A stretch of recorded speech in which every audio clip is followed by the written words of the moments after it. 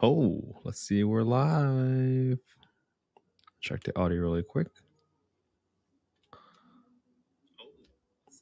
All right. It's New Year's Eve, everybody. Let's start off the year with a lot of momentum. Today, we're going to be analyzing a subject to deal that got posted, and we'll look at it for Section 8 purposes or affordable housing. This is a deal on 419 Waldrop Road, Rainbow City, Alabama. This is a 2021 build. So it probably means that they probably had low equity. 3-bed, 2-bath, 1,435 square feet, no HOA. The mortgage info is that there's still $203,000 remaining on a mortgage balance. The PITI for this property is 1360.03, 3.5% interest rate, $14,500 in arrears, and they want a $10,000 assignment fee. That's right then and there. It's about $25,000 entry fee on a property that probably is worth less than 25. So it's bigger than 10% entry fee. Sometimes people rule those properties out right away. But hey, let's take a look at this property. So when I put this up on realtor.com, I found some photos of it already, and it does look like a new build for the most part. And I would say this property is pretty new. I think probably going to be zero rehab, if any, because you don't need to do any floors. Maybe there's some touch-up paint that you can't notice. So I might put some money aside just for painting, but I'm going to assume everything else is in good working order, especially if this property is already 2 years old. Then the next thing I want to do is I want to get the county. And when I went to Zillow, I got that the county here by my control find is in Etowah County. I'm assuming I'm saying that correctly. All right, the next thing I want to do is go to HUD FMR. When you Google HUD FMR, HUD FMR, you're going to be able to find the small area FMR. Let me show you really quick. HUD FMR. When you do that, you will be able to figure out, click on a button here, access a small area FMRs, look up 2024 FMRs, go to Alabama, you go to Etowah County, boom. Now you're able to get the rent by zip code, by bedroom count, and this is going to be the ceiling rent. This is 35906. So 35906, you're going to see that the ceiling rent for a 3-bedroom here is $1,380, 1380. There's a garage here. So I also am going to note down the ceiling rent for a 4-bedroom, because what if I can creatively add an extra bedroom and get more rents? However, the lift here is only $100 in rent, and I'm not really sure usually that is enough of a lift for you to justify the expenses for getting another legal bedroom in there. Because if you convert a garage, it could cost a lot more money unless there's an area inside a home that can easily be turned into an additional bedroom without much work besides for just some framing stuff.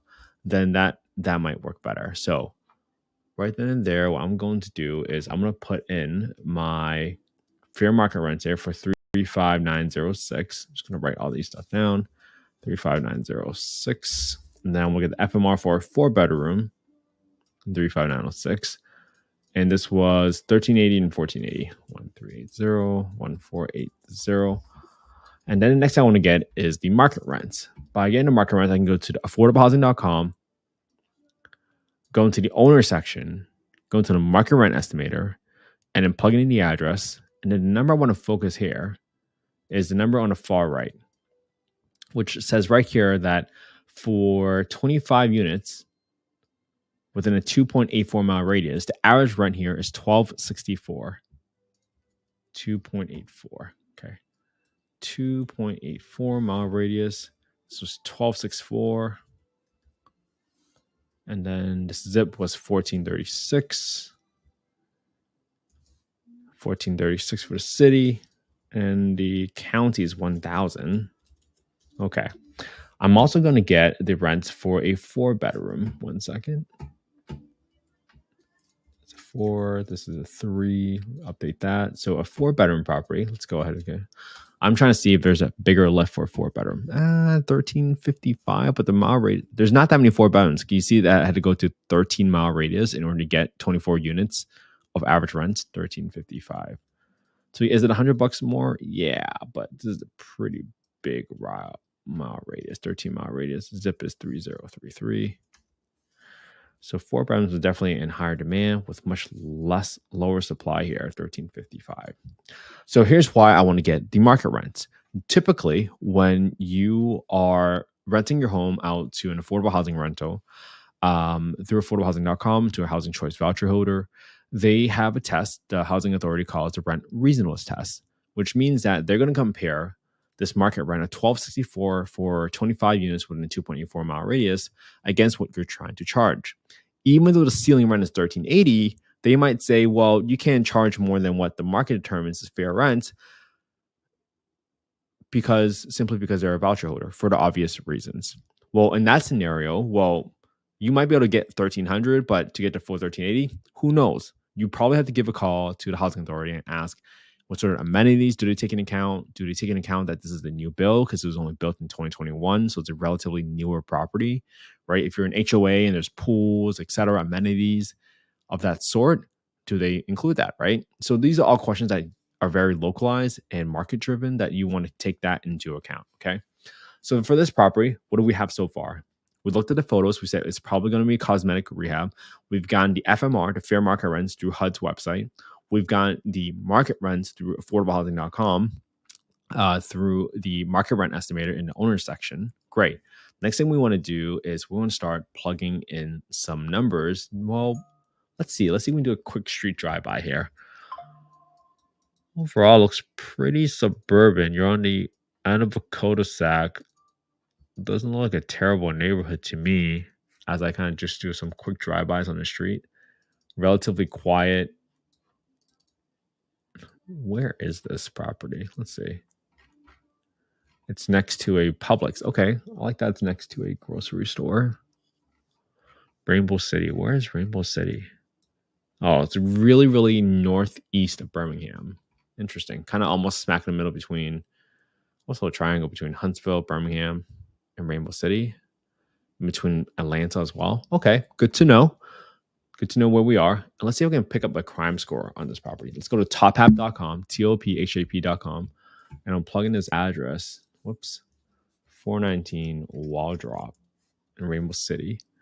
And if you go to tophap.com, you go to the neighborhood section, you can scroll all the way down and get a crime score. This is at 85 out of 100. National average is 100.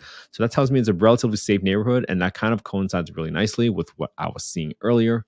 All right, cool. Let's go plug in some numbers now. So let's go over here. I'm just going to put this all the way over here just so I can get some numbers here. All right. Let's see what we got.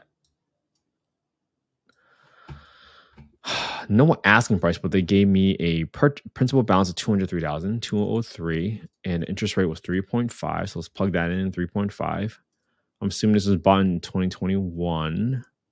So I'm going to leave that date as is. Then what do we have? We have arrears of $14,500. $14,500.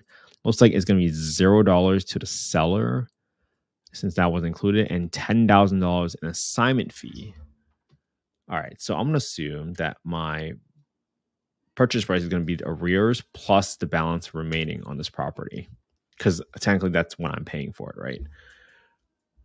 Now, there's no second loan. Let's zero that out. I have a 2.5% closing cost, which is $5,000. So there's probably going to be some transaction coordination costs, etc. So that seems pretty fair. Now, the renovations, I'm going to go in here. And again, if you guys do need a copy of the spreadsheet, just let me know.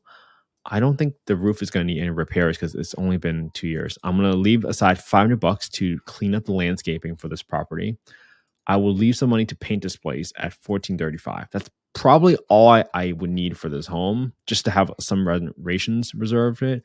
I'm assuming there's no termite issues because it's only been 2 years. Usually, you need like 5, 6, 7 years to see like termite activity or damage coming up, but doesn't mean you don't get an inspection. Okay, so that gives me a $5,700 rehab, just kind of set aside. Now, does that mean that's definitely going to be a rehab? No, but I'm going to set that aside just in case of those oh crap moments. What if there was something that came up that I did not see? My first rehab I ever did, I went double my budget. So I kind of learned my lesson there. I'd rather be conservative than aggressive here. All right, monthly income rent. So as I said earlier, the maximum rent is 1380. We saw that the market rent was 1264. I went underwrite at 1264 just to kind of get things started. The PITI is 1360. So I'm going to go to property taxes. I'm going to do 1360.03. And I'm going to subtract the principal and I'm going to subtract the interest here. That brings me to $448 in property taxes and insurance.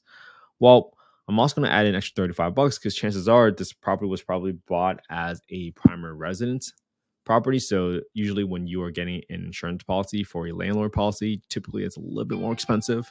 So that's what I'm going to have there. All right. Next thing I want to do is there is no HOA, so I'm going to delete that.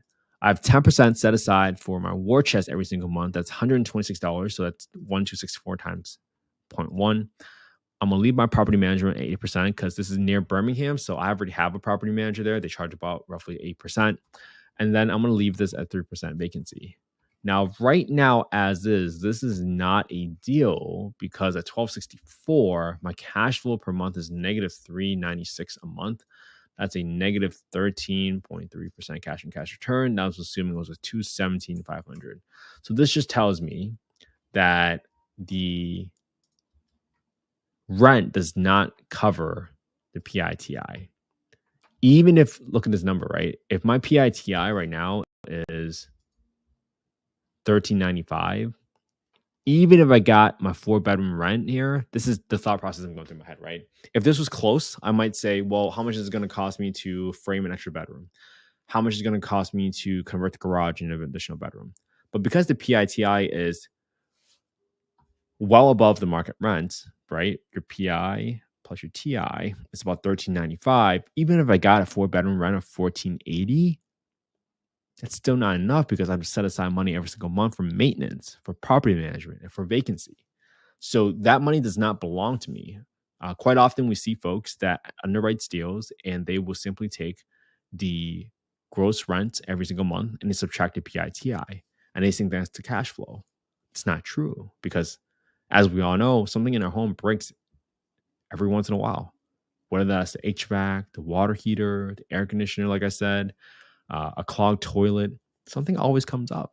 So it's almost irresponsible for you to not set aside money every single month. It might be 5%, like if you did a big rehab, right? It might be a little bit lower, but I like to do 10% just for those oh crap moments. And I still have 8% for my property management because I don't want to self-manage. I don't want to field calls from the tenant on a random night in the middle of the night for a clogged toilet. I don't want to do that. The whole point why we got into real estate is to ultimately have that financial freedom, the freedom of choice, the time freedom, so you can go off and do your own thing. So if you don't underwrite with property management expenses in your property in the beginning, then you are signing yourself up for a job forever. And you might be in a position where you can never sort of outsource your property management to another company if you do not underwrite with that in the beginning. All right. So that's it for today. Happy New Year's, everybody. I hope all of you have an amazing, amazing day. Hang out with your family, celebrating New Year's. Hope you're all able to build some momentum in your life next year, whatever goals you might have set for next year.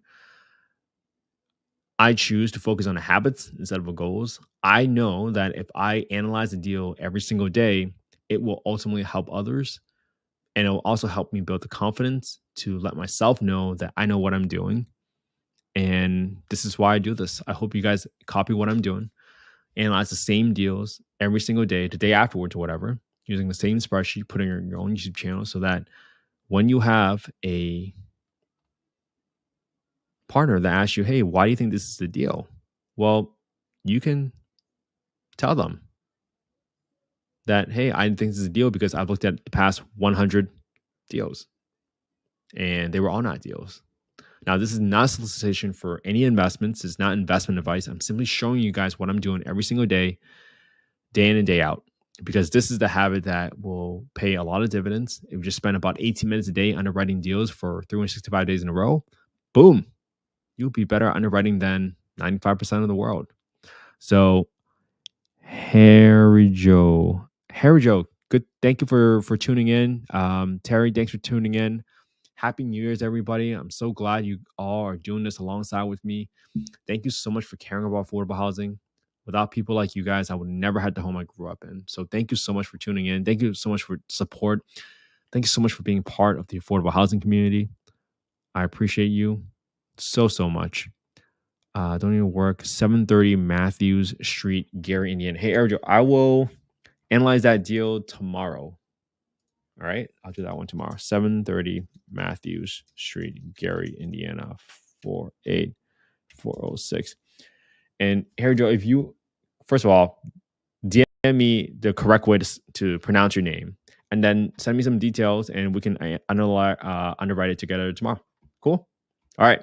Have an amazing day. Happy New Year's, everybody. Spend some great time with your family and friends. Let's go into next year with so much momentum that there's nothing that's going to be able to stop all of you. Let's do it together. Let's have some fun together. Let's analyze some deals together. Let's do it. I'm pumped. It's going to be a great year in 2024. Have an amazing day. Happy New Year's. And I'll talk to you guys again tomorrow. And we're going to stay consistent with this.